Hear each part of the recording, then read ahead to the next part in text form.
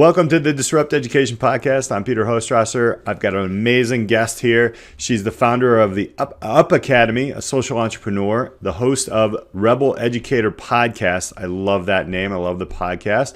Also an author and an international speaker. Tanya Sheckley is here. Tanya, thank you so much for joining us today. Thank you, Peter. I'm really excited to be here.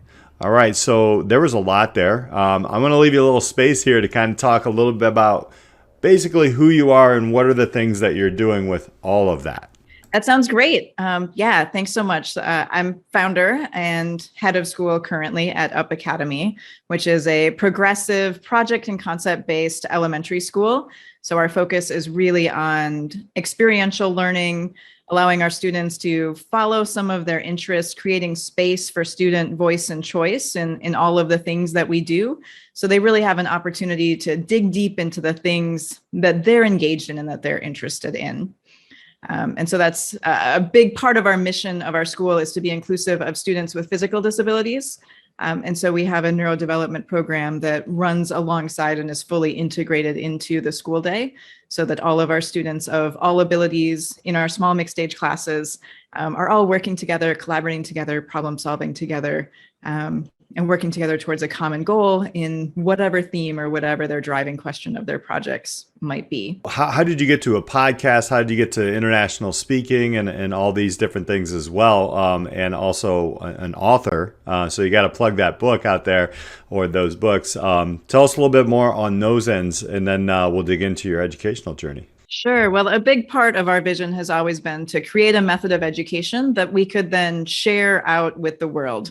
We can only touch so many lives within our four walls, but the more people we can share with what we're doing, the more people we can train, the more school districts we can work with, the more educators we can connect with.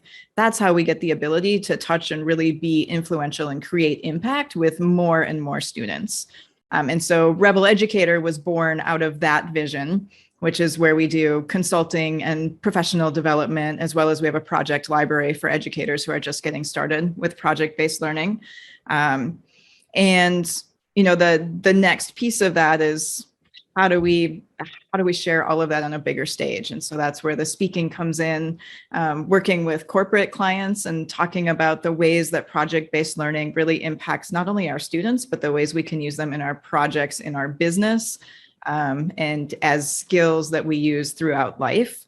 And then, I have a book coming out likely in February. We don't have a full launch date yet, but that'll be the Rebel Educator book, creating classrooms where impact and imagination meet. What kind of student was Tanya growing up? And going through your educational journey, not just in schools, but even outside of schools, maybe some camps and different things that you've done all the way through your career to get to this point. So it can be a long journey, but you can start wherever you want. But yeah, tell us a little bit about who you were as a student and what were some of the kind of the major points of your educational journey where you were like, okay, this is what I need to be doing. Sure. So I was a good student. I got pretty much all A's and B's. School was really easy for me. That came without trying. I learned pretty quickly that I could either show up for class or read the book, but it wasn't necessary to do both, and I could do well. So I figured out what I like to call the game of school pretty early on, and figured out how I could do the minimum possible to get the best possible grade, which is not what we strive for in our students, right? And even looking at college, like I started to look at college the same way, realizing that it didn't really matter what I majored in. Somebody wanted to see that I figured out this 4-year game, and I figured out the system, and I figured out how to match up my classes in a path so that I could get a degree. Like that's what employers are looking for, right? Not necessarily, well, I mean, if you're going to be a doctor or a lawyer, there's definitely skills that you're learning. But for the rest of us, like it's that 4-year degree that they want to know you figured out how to work a system. And then you can go on to create your own next system, or that you'll work well within their system. So that's kind of how high school and college and my schooling felt to me. I never meant to be in education. I fell into sales, which I often said for those of us who don't make a decision about what we want to be when we grow up, we end up in sales. And so I did. I sold beer for 10 years.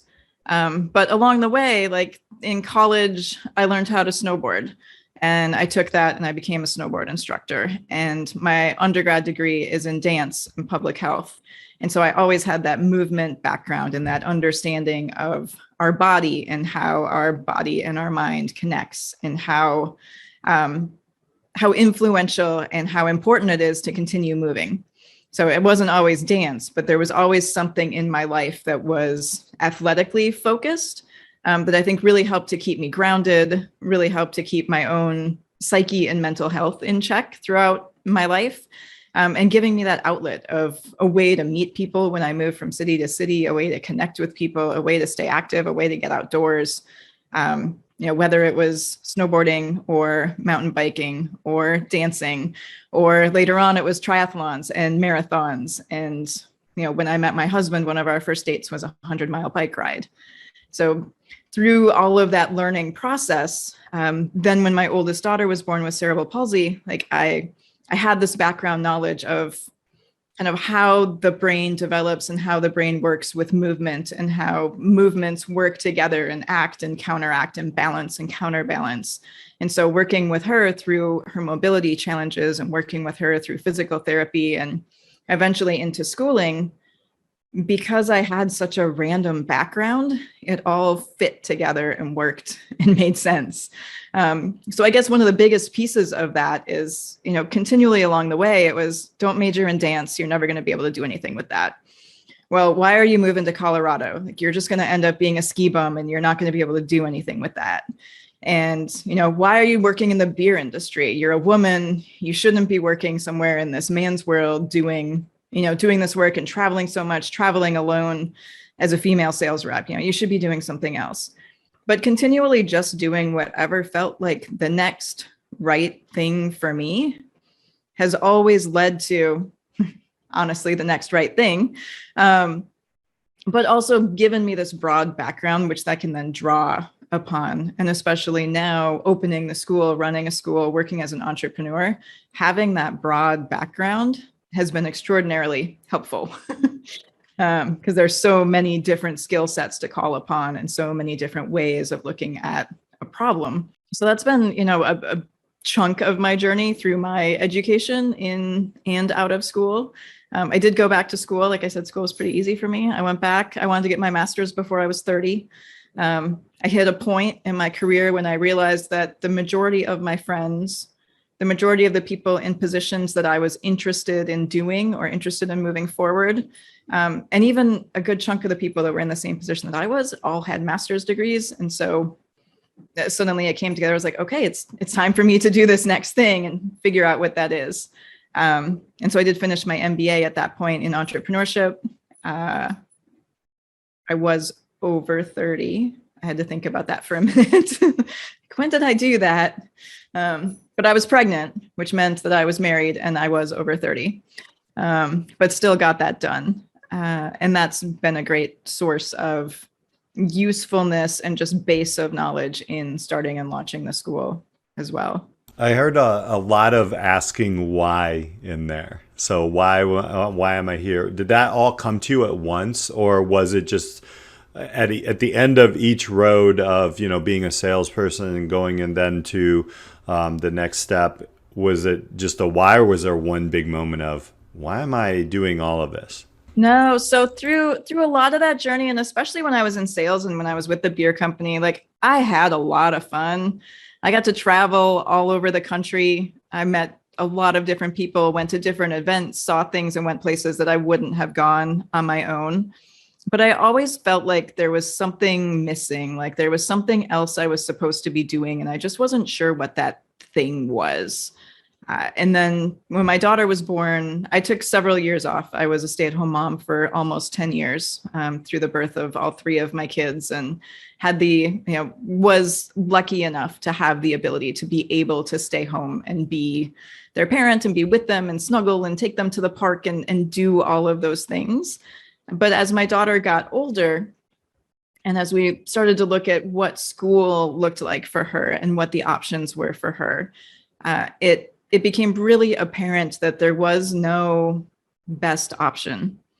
There was kind of the best of the worst or the least bad option, but there wasn't there wasn't the option that we really were looking for, or that we wanted for her, or that we would have wanted for any of our kids.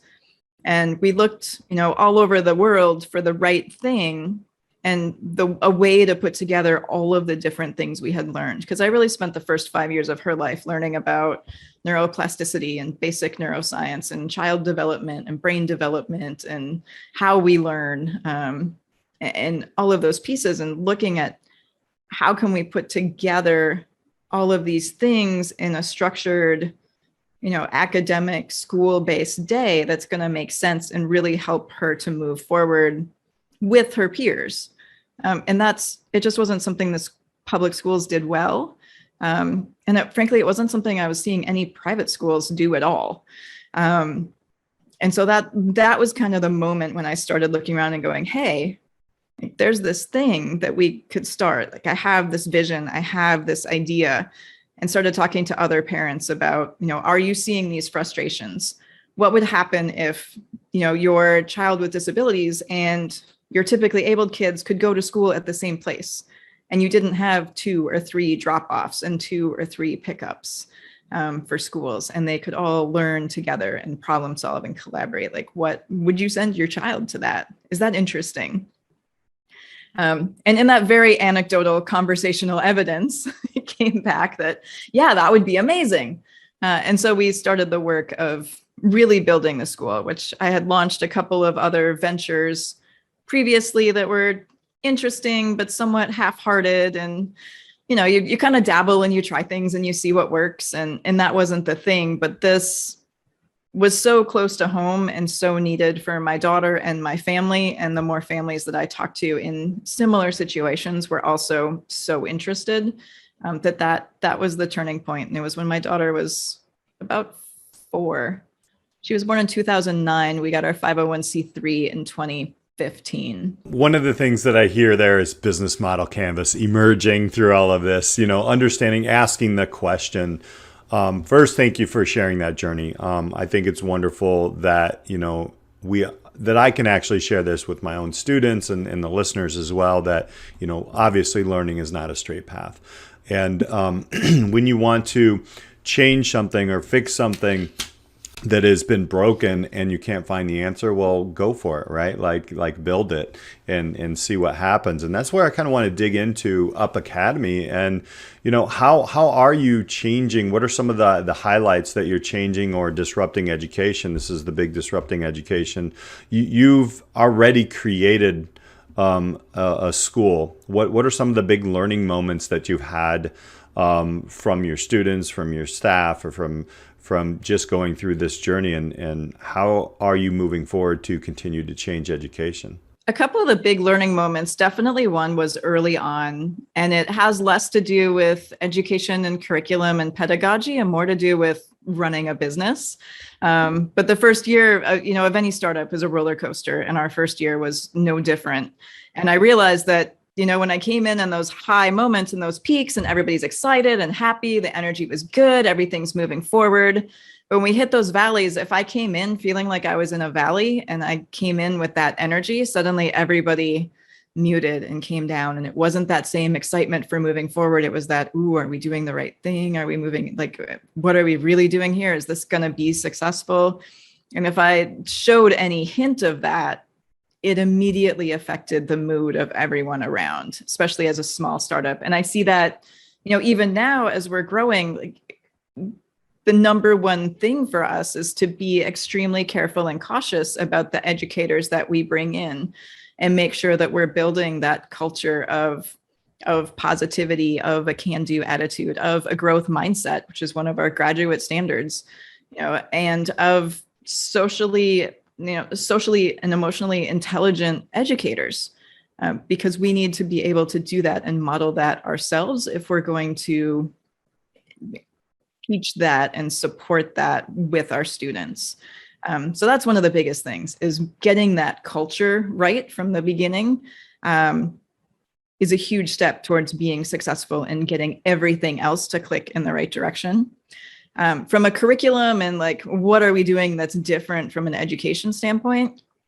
There are a number of different things. Really, we looked at all sorts of different educational models and tried to pull the best of each of them to create something that's not necessarily extraordinarily different, but that's innovative and moving forward and really building skills that we need for tomorrow. So one of the first things we did is we looked at the Common Core and we took out all of the content standards and we looked at which standards were skills and which ones built upon each other. And that became kind of the core of what we're teaching. And we do that in small mixed stage classes. We do it through multisensory learning. We do it through following student interests, and we do it through building our community where all of our students from K to 5 all know each other. They all play together. They all see each other in the morning and at snack and at lunch. You know, it is one community, which allows everyone to interact and everyone to play together, which creates a really wonderful dynamic. And along with that, we create school-wide themes for our projects. And then each educator builds their project based on their standards and their grade level and what their students are learning. But it's still a school-wide theme. So our field trips are still all together. And the projects are cohesive enough that all of our students are learning together when we go out into the world together. And creating that sense of community alongside allowing space for student independence and creating their own deliverables and finding their own interest within that theme, I think is a huge part of what makes us different. It's really building, how do we build a solid structure and base of communities that then we can give our students as much independence as possible and support them on their learning journey. And there aren't a lot of schools that are doing that, starting with kindergartners. 100%. And that's why I'm so excited about, and thank you for sharing that. It's so, I hear a lot of project-based, experiential-based. I love the fact that you pulled skills out. I'm a business teacher in high school, as my listeners know. So I'm like, yes, please, skills. How do we show that? You are K through 5. So the question is, what's next? What happens to students after they go through 5th grade? Are you planning on an up academy? I mean, and why not, right? Up even further academy. What does that look like to your students right now? And are there plans to, make a move above 5th grade? There are no plans to make a move above 5th grade, but if anybody out there wants to launch a middle school, we are happy to work with you and support that effort. That's one of the things we do through Rebel Educator, is help other educators and teachers and business people and parents start the school of their dreams. Because I come at education with a business background, and I find that most people in education are coming from an educator background. And so it's a nice mix to put those things together. I think our next space is definitely building that Rebel Educator platform and seeing how many other educators and schools and districts and ways that we can support and help change in education on a greater scale. We are looking at other locations and opening another school or two in the Bay Area or in the general vicinity. And so that's a potential next step.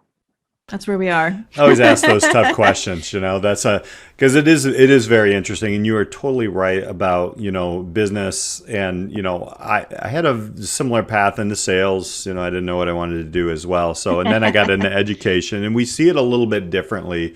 And I think it's a good thing, and then sometimes it's a tough thing to break through, but to understand those whys and such. So I gotta ask. I know you have the book coming out in a few months, and building that Rebel Educator piece. Maybe one thing that you would pass along to somebody who's trying to change education right now, that is possibly going to be a part of the Rebel Educator kind of network, or the outline of what to do.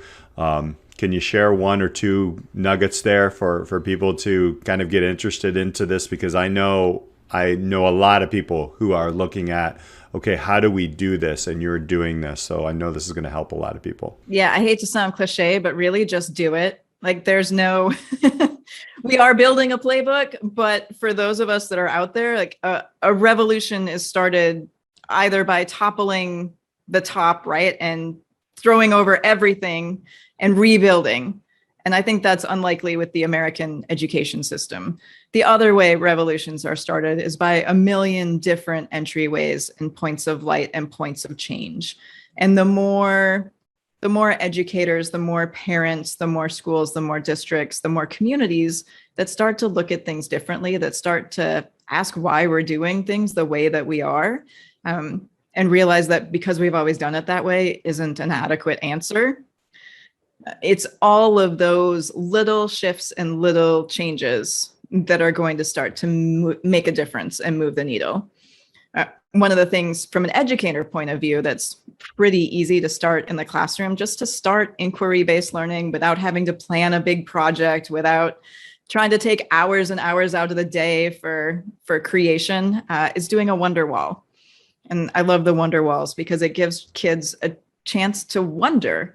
It can be a small bulletin board in the room just with sticky notes, and they can write down any question that comes to mind.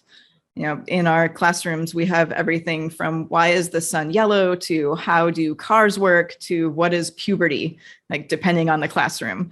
And it's just a place for students to write down any question. And then typically here it's on Wonder Wednesday, but you choose, one afternoon a week and even just take 15 or 20 minutes to start with and go through a few of those questions and ask the kids, what are your ideas? How do you think cars work? Maybe you found a video about how cars work and you can show them the pistons in an engine and talk about how that works. Then maybe you take that farther and you go and visit a community college or a high school shop class and you take apart a car, or you go to the local mechanic who is interested and willing to share this with you, right? How do we make it authentic and get into our communities with it? So things can get big really quickly, but how just starting small and building that curiosity and making space for that curiosity in the classroom just by giving kids a place to ask questions and know that at least at some point during the week, those questions, 1 or 2 or 3 or however many you have time for, will be addressed. And the rest just stay there until you can get to them again. But it's a nice small way to start to bring inquiry learning into the class. That's wonderful, because it's the wonder wall. I love that. I actually use that in high school, in my business classes as well, where, especially around business, we ask questions and such, and it true. And just get started. Oh my gosh, I'm going to show this and have my students listen to this all the time. But if you're also a teacher, an educator, or, somebody who just wants to change things, such good advice there. I cannot wait until this playbook comes out in a couple of months. But let's give people a chance to connect with you right now. How can they connect and learn more about you, Up Academy, and even the Rebel Educator podcast? I'm going to guess you just search that out. You're going to find it. But how can people connect? That is true. You can just search out rebeleducator.com. has our podcast page, our professional development information, and our project library. TanyaSheckley.com has more about me, ways to get in touch for speaking engagements. And UpAcademySF.com talks about our school model, our actual school. If you're in the San Francisco Bay Area, we have open enrollments. And all of that information is on the UpAcademySF.com website. And I'm very active on LinkedIn. So searching for Tanya Sheckley on LinkedIn is a great way to find me and get in touch. Definitely. We'll put all those links in the notes of this podcast or the vlog here. Thank you, Tanya, so much for sharing your story. And actually, even more thank you to being a person who's acting on disrupting education in a good way and creating a place for our students to grow and learn, and basically a community to learn. So thanks so much for sharing your story today. Thank you, Peter. And thank you all for listening. Until next time, we'll talk to you on Disrupt Education.